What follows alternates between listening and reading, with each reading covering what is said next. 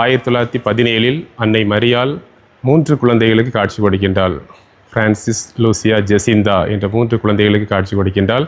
அந்த குழந்தைகளில் 2 குழந்தைகள் அடுத்த ஆண்டை இறந்திருந்தால் கூட லூசியா என்பவர் அன்னையினுடைய ஆசீர்வாதத்தை பெற்று பல ஆண்டுகள் உயிரோடு வாழ்ந்திருந்தார். அவருடைய கண்காணிப்பில் பல சுரூபங்கள் செய்யப்பட்டது. அந்த சுரூபத்தினுடைய ஒரு சுரூபமானது இந்த பாத்திமா அன்னை சுரூபம். குறிப்பாக இந்த முதல் சனி பக்தி முயற்சியினுடைய இந்த பரிகாரத்து ஜெபங்களின் வழியாக பல மக்கள் முழுமையாக மனமாற்றம் பெறுகின்றார்கள். வள்ளியூர் பாத்திமா அன்னையினுடைய திருத்தலத்தினுடைய மற்றொரு மிக முக்கியமான அம்சமானது இந்த புனிதருடைய வணக்க வழிபாடுகள். ஒவ்வொரு மாதமும் இந்த முதல் சனிக்கிழமை இந்த பக்தி முயற்சியானது சிறப்பாக நடைபெற்று கொண்டிருக்கின்றது.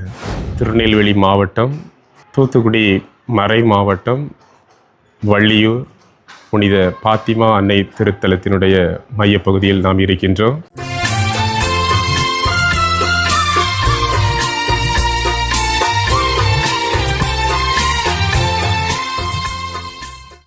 அனைவருக்கும் வணக்கம். நாம் இருப்பது தமிழ்நாட்டில் உள்ள திருநெல்வேலி மாவட்டம், தூத்துக்குடி மறை மாவட்டம், வள்ளியூர் புனித பாத்திமா அன்னை திருத்தலத்தினுடைய மையப்பகுதியில் நாம் இருக்கின்றோம். இறை ஆசீர்வாதமும் அன்னை பாத்திமானுடைய பரிந்துரை ஜெபமானது உங்களை ஆசீர்வதிப்பதாக. இந்த ஆலயம் கிட்டத்தட்ட 57 ஆண்டுகளாக கட்டப்பட்ட நிலையில் இருந்தால் கூட முதல் தொடக்கத்தில் 1950 இந்த வள்ளியூர் பேரூராட்சியில் கிறிஸ்தவ மக்கள் அந்த அளவிற்கு இல்லை. ஆனால் இந்த பகுதியில் பெரும்பான்மையான வாணிகம் அதிகமாக நடைபெற்ற காலத்தில் பல மக்கள் பல ஊர்களிலிருந்து இங்கு குடியேறுகின்றார்கள். அதிலும் குறிப்பாக கிறிஸ்தவ மக்கள் இங்கு வந்து குடியேறுகின்ற இந்த வேளையில் அவர்கள் தங்களுக்கென்றே ஒரு ஆலயத்தை தேர்ந்தெடுத்து அதை கட்டுகின்றார்கள். அந்த ஆலயமானது மிக்கேல் அதிதர் ஆலயமாக இந்த ஆலயத்தின் பின்பகுதியில் இருந்தது. அதன் பிறகு 1968 புதியதாக புனித பாத்திமா அன்னையினுடைய சுரூபமானது, புனித ஸ்வரூபமானது இங்கு வந்தது. அதிலிருந்து இந்த அன்னையினுடைய ஆலயமானது திருத்தலமாக உயர்த்தப்பட்டது. அதிலிருந்து புனித பாத்திமா அன்னையினுடைய ஆசீர்வாதம் எல்லா மக்களையும் இங்கு வந்து செல்கின்ற ஒவ்வொரு பிள்ளைகளுக்கும் அருள் வளங்களை மிக அதிகமாக பொழிந்ததினால் பல மாநிலங்களிலிருந்து மக்கள் இந்த ஆலயத்தை தேடி வருகின்றார்கள். திருத்தலத்திற்கு சென்றாலே போதும் தங்களுடைய பிணிகள் முழுமையாக நீங்கும், அனைத்து துன்பங்களும் போகும் என்பதை உணர்ந்து பல மக்கள் இங்கு வந்து ஆசீர்வாதத்தை பெற்று கொண்டிருக்கின்றார்கள். அன்புக்குரியவர்களே, நீங்கள் பார்த்து கொண்டிருப்பது புனித மிக்கேல் அதிதூதர் சுரூபம். வள்ளியூர் பாத்திமா அன்னையினுடைய திருத்தலத்தினுடைய மற்றொரு மிக முக்கியமான அம்சமானது இந்த புனிதருடைய வணக்க வழிபாடுகள்.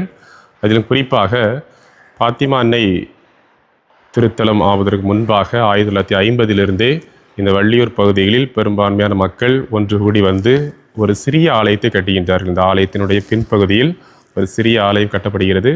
அந்த ஆலயத்திற்கு முழுவதுமாகவே இங்கு புனிதராக வைக்கப்பட்டது புனித மிக்கேல் அதிதர் இந்த தூதருடைய சுரூபமானதுதான் வைத்து வணங்கப்பட்டது முதல் தொடக்கத்தில்.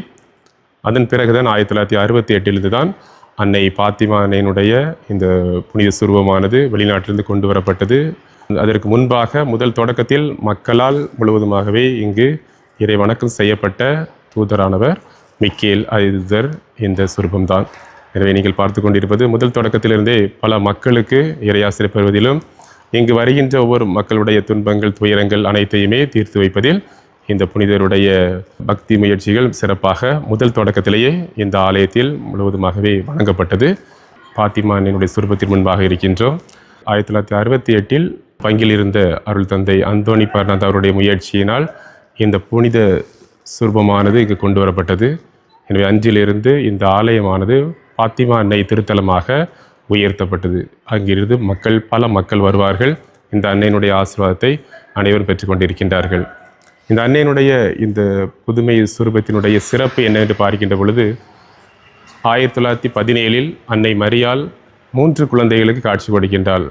பிரான்சிஸ், லூசியா, ஜெசிந்தா என்ற 3 குழந்தைகளுக்கு காட்சி கொடுக்கின்றாள். அந்த குழந்தைகளில் 2 குழந்தைகள் அடுத்த ஆண்டை இறந்திருந்தால் கூட லூசியா என்பவர் அன்னையினுடைய ஆசீர்வாதத்தை பெற்று பல ஆண்டுகள் உயிரோடு வாழ்ந்திருந்தார்.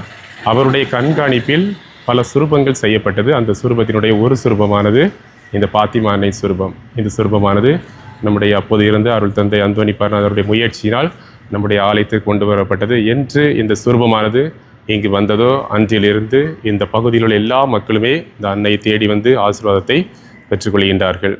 இந்த அன்னையினுடைய ஆலயத்தில் ஒவ்வொரு ஆண்டும் 2 திருவிழாக்கள் நடைபெற்று கொண்டிருக்கின்றன.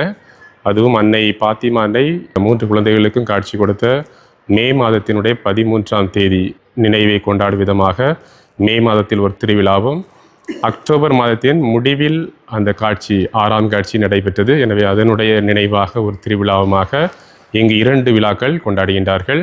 எனவே இன்று நம்முடைய இந்த ஆலயத்தில் இருக்கின்றோம். எனவே வருகின்ற அக்டோபர் மாதத்தின் 4ஆம் தேதி சிறப்பாக கொடியேற்றம் நடைபெறும். 10 நாட்கள் சிறப்பாக இந்த திருவிழாவை இங்குள்ள மக்கள் அனைவருமே அன்பியங்கள் சபைகளாக இணைந்து கொண்டாடுகின்றார்கள். அதே போன்று வருகின்ற மே மாதத்திலும் 4ஆம் தேதி முதல் 13ஆம் தேதி வரை இந்த விழாவானது கொண்டாடப்படுகிறது. எனவே விழாக்களில் பல மக்கள் கொண்டாடுகின்றார்கள். இது மட்டுமல்ல, பல மாநிலங்களிலிருந்தும் மக்கள் வந்து இந்த அன்னையினுடைய ஆசீர்வாதத்தை பெற்றுக்கொள்கின்றார்கள். நாம் இருப்பது வள்ளியூர் பாத்திமா அன்னையினுடைய ஆலயத்தினுடைய வெளிப்புற பகுதியில் இருக்கின்றோம். இது பாத்திமா அன்னையினுடைய கெபியின் முன்பகுதியில் நாம் இருக்கின்றோம். இந்த ஆலயத்தினுடைய வரலாற்றை நாம் பார்த்து கொண்டிருந்தாலும் முதல் தொடக்கத்தில் 1950 இங்கு இருந்த பல மக்கள் இங்கு கூடி ஒரு சிறிய ஒரு ஆலயத்தை ஒன்றை கட்டியிருந்தார்கள். அந்த ஆலயத்தின் பகுதியிலிருந்து தான் பெரும்பான்மை மக்கள் இந்த பகுதியில் வர வர இந்த ஆலயத்தை முழுவதுமாக கூடி ஜெபித்து கொண்டிருந்தார்கள். அதில் முதலாக அருள் தந்தை ஹவுசானல் என்பவர் கிழவநேரி பங்கினுடைய பங்கு தந்தையாக இருந்தார். அவர்தான் இந்த பகுதி மக்களை அரவணைத்து ஒன்றிணைத்து அந்த மிக்கேல் அதிதூதர் ஆலயத்தை சிறப்பாக முதலாக வழிபடுவதற்கு முதலாக ஏற்படுத்தியவர் அருள் தந்தை ஹவுசானல். அதன் பிறகு பணக்குடி கிளைப்பங்காக மாற்றப்பட்ட பிறகு அங்குள்ள அருள் தந்தையாக இருந்தவர் பல முயற்சிகளை எடுத்து இந்த ஆலயத்திற்கு மிக சிறப்பாக செய்து கொண்டிருந்தார்.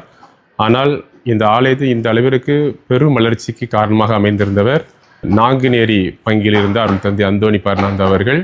அங்கிருந்து இந்த ஆலயத்தை முழுவதுமாகவே தன்னுடைய கிளைப்பங்காக மாற்றி அதிலிருந்து பல்வேறு விதமான இந்த ஆலயத்தினுடைய வளர்ச்சிக்கு அங்கிருந்து செய்து அதன் பிறகு இங்கே தங்கி சிறப்பாக இந்த ஆலயம் மிகப்பெரிய அளவில் வளர்ச்சி அடைவதற்கு உதவி செய்தவர்.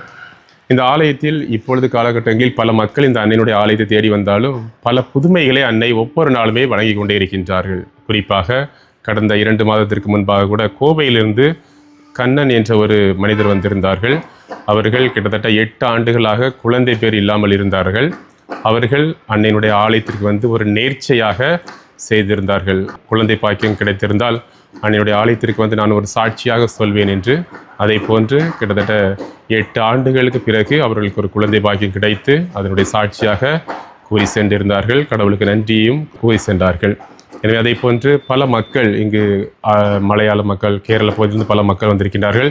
அவருடைய சாட்சிகள் பார்க்கின்ற பொழுது கூட வேலைவாய்ப்பு இல்லாமல் இருக்கின்ற தங்களுடைய பிள்ளைகளுக்கு நிறைய குழந்தைகளுக்கு வேலைவாய்ப்பு கிடைத்ததாகவும், அதை போன்று நோய் நொடிகளோடு வந்த மக்கள் குறிப்பாக ஒரு அன்னை சாட்சியாக சொன்னார்கள், கேன்சர் நோயிலிருந்து நான் குணமாக்கப்பட்டேன் என்று. அந்த அளவிற்கு பல நன்மைகளை புதுமைகளை நம் தாய் அன்னை பாத்திமா அன்னை ஒவ்வொரு நாளுமே வழங்கி கொண்டிருக்கின்றார்கள். அது மட்டுமல்லாமல் இங்கு வந்து எந்த ஒரு மன்றாட்டை நாம் அன்னையினுடைய பாதத்தில் ஒப்பு கொடுத்தாலும் உடனடியாக இந்த அன்னை சிறப்பாக நமக்கு செய்து தருகின்றாள் என்று எல்லா மக்களுடைய வேண்டுதல்கள் இங்கு கொடுக்கப்படுகின்றன. எனவே இத்தகைய சிறப்புமிக்க நம் அன்னை அருள் பொழிந்து நமக்காக ஒவ்வொரு நாளும் பரிந்து பேசி அருள் வளங்களை பெற்று தந்து கொண்டிருக்கின்ற பாத்திமா அன்னையினுடைய ஆலயத்திற்கு வாருங்கள். அருள் ஆசீர்வாதத்தை அனைத்தையும் பெற்றுக்கொள்ளுங்கள். நம் பாத்திமா அன்னையினுடைய ஆலயத்தினுடைய சிறப்புகளாக நாம் பார்க்கின்ற பொழுது முதல் வாரத்தில் பல வழிபாடுகள் இப்பொழுது சேர்க்கப்பட்டுள்ளன. அதிலும் குறிப்பாக முதல் சனி பக்தி முயற்சிகளினுடைய சிறப்பாக காலை 5:30 மணிக்கு ஒரு திருப்பலியும், மதியம் 11:30 மணிக்கு திருப்பலியும், மாலை 4 மணியிலிருந்து பல வழிபாடுகள் இணைக்கப்பட்டு, அதுவும் குறிப்பாக முதல் சனி பக்தி முயற்சி அன்னை பாத்திமா அன்னையினுடைய காட்சியின்படி அந்த 3 குழந்தைகளுக்கு கொடுக்கப்பட்டது. அவற்றில் முதல் செய்தியாக 53 மணி ஜெபமாலை ஜெபிப்பதிலும், அன்னையோடு நற்கருணை ஆசீர்வாதத்தில் முழுவதுமாக தங்கியிருப்பதிலும், நல்ல ஒரு பாவ சங்கீதம் செய்து நம்மையை தூய்மைப்படுத்துவதிலும், சிலுவை பாதைகள் செய்து ஆண்டவருடைய பாடுகளை தியானிப்பதிலும், முழுமையாக கல்வாரி பலியில் முழுமையாக பங்கேற்று ஒரு திருப்பலியை முழுமையாக காண்பது, இதுதான் முதல் சனி பக்தி முயற்சியுடைய மைய கருத்தாக இருக்கின்றது. அந்த பக்தி முயற்சிகள் முழுவதுமாகவே ஒவ்வொரு முதல் சனிக்கிழமைகளிலும் பாத்திமா அன்னை இந்த திருத்தலத்தில் வைத்து நடைபெற்று கொண்டிருக்கின்றது. அதுவும் குறிப்பாக 4:30 மணியிலிருந்து இந்த வழிபாடுகள் ஆரம்பமாகின்றன. பாவ சங்கீர்த்தனம், சிலுவை பாதைகள் மற்றும் நற்கருணை ஆசீர்வாதம், 153 மணி ஜெபமாலை என்று தொடர்ச்சியாக இந்த முதல் சனி பரிகார வழிபாடுகள் நடைபெற்று கொண்டிருக்கின்றன. அதன் பிறகு திருப்பலி முடிந்து இங்கு வந்திருக்கின்ற அனைத்து இறை மக்களுக்கும் முழுவதுமாக இரவு உணவு வழங்கப்படுகிறது. அது முடிந்ததுமே சரியாக 9:30 மணியிலிருந்து நற்செய்தி கூட்டமானது ஆரம்பமாகிறது. ஏனெனில் பல மாநிலங்களிலிருந்து பல மக்கள் இங்கு வருகின்றார்கள். குறிப்பாக கேரள பகுதிகள் மற்றும் நம்முடைய தமிழ்நாட்டினுடைய 2 மாநிலங்களிடையே உள்ள பல இடங்களிலிருந்து மக்கள், பெரும்பான்மையான மக்கள் இங்கு வருவார்கள். இரவு முழுவதும் தங்கியிருப்பார்கள். எனவே அவர்களுக்காக சிறப்பாக நற்செய்தி கூட்டம் நடைபெறுகின்றது. இரவு 12:30 மணிக்கு நற்செய்தி கூட்டம் முடிந்ததுமே மலையாள மக்களுக்காக மலையாள திருப்பலியானது நடைபெற முடிந்து சரியாக 2 மணி அளவில் எல்லா மக்களுமே இணைந்து முழு வழிபாடுகள் முடித்து ஆசீர்வாதத்தை பெற்று இறை மக்கள் செல்வார்கள். எனவே ஒவ்வொரு மாதமும் என் முதல் சனிக்கிழமை இந்த பக்தி முயற்சியானது சிறப்பாக நடைபெற்று கொண்டிருக்கின்றது. நாம் இருப்பது பாத்திமா அன்னை திருத்தலத்தினுடைய பங்கு அலுவலகம். உங்கள் அனைவரையும் வாழ்த்துகின்றேன். கடந்த 50 ஆண்டுகளாக நம்முடைய வள்ளியூர் பாத்திமா அன்னை திருத்தலத்திலிருந்து பாத்திமா அன்னை அருள் வளங்களை பொழிந்து கொண்டிருக்கின்றார். 1917 இந்த உலகத்தில் 3 குழந்தைகளுக்கு அன்னையின் வழியாக இந்த அருள் வளங்களை பெற்று இந்த உலகத்தில் பாவிகளுக்காக ஜெபிக்கவும், இந்த உலகத்தில் உள்ள பல பாவிகள் மனமாற்றம் பெறுவதற்காகவும் ஜெபியுங்கள், தவம் இருங்கள், நோன்பிருங்கள், சிறு சிறு பரித்தியாகங்கள் செய்யுங்கள் என்று 3 குழந்தைகளுக்கு அன்னை மரியாள் காட்சி கொடுத்திருந்தாள். அதனுடைய வெளிப்பாடாக ஒவ்வொரு மாதமும் பாத்திமா அன்னை திருத்தலத்தில் முதல் சனி பரிகார பக்தி முயற்சியானது சிறப்பாக நடைபெற்று கொண்டிருக்கின்றது. இந்த பக்தி முயற்சியின் காரணமாக பல மக்கள் பயன்பெறுகின்றார்கள். பல மாநிலங்களிலிருந்து இங்கு வருகின்றார்கள். குறிப்பாக இந்த முதல் சனி பக்தி முயற்சியினுடைய இந்த பரிகாரத்து ஜெபங்களின் வழியாக பல மக்கள் முழுமையாக மனமாற்றம் பெறுகின்றார்கள். பாவிகள் மன்னிக்கப்படுகின்றார்கள். அது மட்டுமல்ல, முதல் சனி பக்தி முயற்சிகளில் 5 மாதங்கள் நீங்கள் ஜெபிக்கின்ற பொழுது அந்த ஆசீர்வாதத்தை முழுமையாக பெற்றுக்கொள்வீர்கள். அந்த ஆன்மாக்கள் நரக நெருப்பிலிருந்து காப்பாற்றப்படும் என்று அன்னை மரியாள் சுட்டிக்காட்டினார்கள்.